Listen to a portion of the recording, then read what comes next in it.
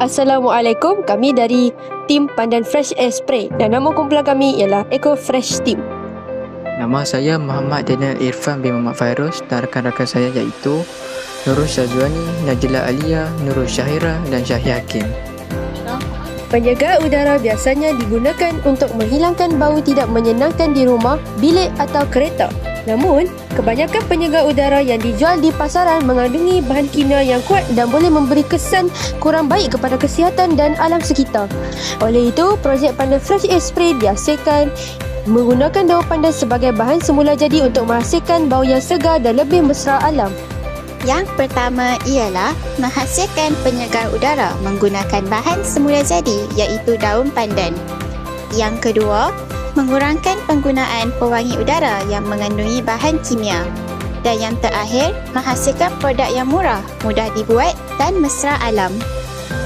Ramai orang menggunakan penyegar udara yang mengandungi bahan kimia yang boleh menyebabkan bau terlalu kuat dan tidak mesra alam. Selain itu, harga produk tersebut boleh menjadi mahal.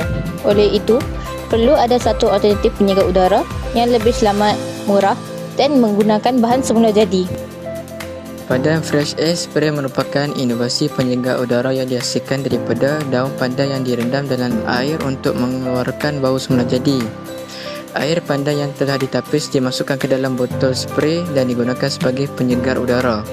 Produk ini menggunakan bahan mudah didapati dan mesra alam serta boleh membantu mengurangkan penggunaan bahan kimia. Antara bahan-bahan yang digunakan ialah bekas, penapis, botol spray, daun pandan, pisau dan papan pemotong. Antara langkah-langkahnya: Yang pertama, basuh daun pandan. Yang kedua, potong kecil-kecil atau simpul supaya bau keluar. Yang ketiga, masukkan dalam bekas berisi air. Yang keempat, rendam 1 hingga 3 jam atau lebih lama supaya bau kuat. Yang kelima, tapis air pandan. Yang keenam, masukkan ke dalam botol spray. Yang terakhir, hasil produk. Kesan dan kelebihan: menghasilkan bau segar semula jadi, mesra alam kerana menggunakan bahan semula jadi, kos rendah dan mudah dibuat, boleh digunakan di bilik, rumah atau kereta, menggalakkan penggunaan bahan semula jadi tempatan seperti daun pandan. SDG 3, Good Health and Well-being, menggalakkan penggunaan produk yang lebih selamat untuk kesihatan. SDG 12, Responsible Consumption and Production, menggalakkan penggunaan bahan semula jadi dan mengurangkan bahan kimia. SDG 13, Climate Action, mengurangkan pencemaran dengan menggunakan produk mesra alam.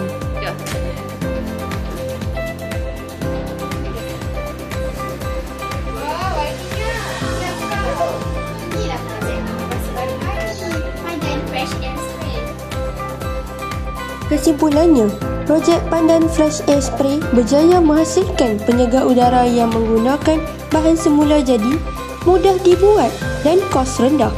Produk ini juga mesra alam dan boleh menjadi alternatif kepada penyegar udara yang mengandungi bahan kimia.